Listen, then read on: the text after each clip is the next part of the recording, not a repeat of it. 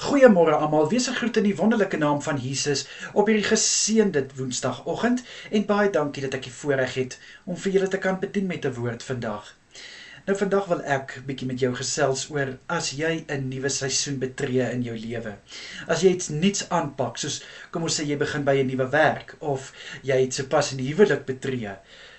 Nou, jy voel verward, reg? Jy voel onseker, né? Jy voel ook 'n bietjie bang en jy voel dat gaan ek dit kan doen? Gaan ek dit nie kan doen nie? Wat moet ek doen? Nou kind van God, vandag wil ek vir jou 'n bemoedigende vers gee uit 1 Kronieke 28 vers 20, waar Dawid vir Salomo gesê het: "Wees sterk en vol moed en voer die opdrag uit." Dit is nou toe Salomo die huis gebou het van God. En Dawid het ook vir hom gesê dat God, sowel as my God, sal jou versterk. So, moenie bevrees wees nie. Hy sal jou ook nie verlaat nie. Hy sal met jou wees, tot aan die einde van wat jy die huis klaar gebou het. Nou kind van God, is hierdie darm maar nie 'n vreeslike mooi, bemoedigende vers nie. Dat waar jy op die oomblik deur iets nuuts gaan, en jy is bang, en jy is onseker, weet net, God is met jou. God sal jou versterk. God sal vir jou die krag gee om daai beste werker te kan wees wat jy moet wees. Om daai beste man of vrou te wees vir jou eggenoot. God sal dit doen. Maar daar's definitief 'n catch. Wat is die catch? God moet natuurlik die begin en die einde wees. God moet geken wees in hierdie nuwe seisoen van jou. Andersins sê jy mos nou eintlik, ek kan dit sonder God doen. Ek kan dit sonder God doen. Ek het nie nodig om vir God te hê in my lewe nie. Dit is die grootste fout wat ons kan maak in van God.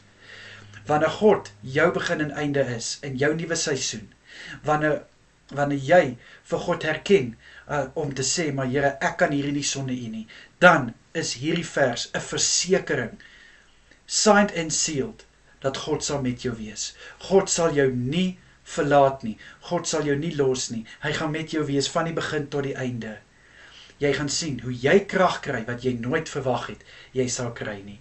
Hou net vas aan God en weet dat wanneer God met jou is jy nie alleen nie en jy sal deursettingsvermoë hê om deur hierdie taak te kan kom, om hierdie seisoen aan te pak wat vir jou voorlê.